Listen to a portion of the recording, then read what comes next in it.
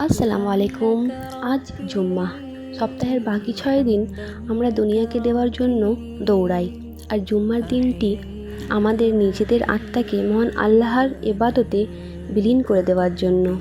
জুম্মার নামাজ কেবল একটি সাপ্তাহিক জামায়াত নয়, এটি মুসলিম উম্মাহর ঐক্য এবং পারস্পরিক ভালোবাসার এক জীবন্ত প্রতীক। রাসূলুল্লাহ সাল্লাল্লাহু আলাইহি ওয়াসাল্লাম বলেছেন, আল্লাহর কাছে সবচেয়ে প্রিয় জামাত হলো জুম্মার দিনের ফজর নামাজের জামাত।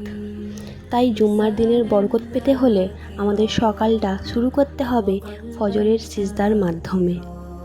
আমরা অনেকেই জুম্মার খুতবাকে সাধারণ মনে করি, কিন্তু মনে রাখবেন, খুতবা শুরু হওয়ার পর কোনো কথা বলা, এমনকি কাউকে চুপ করো বলাও নিষেধ। খুতবা মনোযোগ দিয়ে শোনা উম্মাহর নামাজের একটি অবিচ্ছেদ্য অংশ। দুনিয়াতে এমন কোনো মানুষ নেই যার কোনো চাওয়া নেই, কোনো দুঃখ নেই।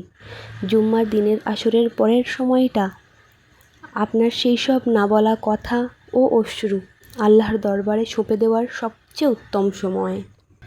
জুম্মার দিন মানেই গুনাহ মাফের দিন, রহমত পাওয়ার দিন এবং আল্লাহর আরও কাছাকাছি যাওয়ার দিন। আমাদের নবী মুহাম্মদ সাল্লাল্লাহু আলাইহি ওয়াসাল্লামের ওপর বেশি বেশি দরুদ ও সালাম পাঠান।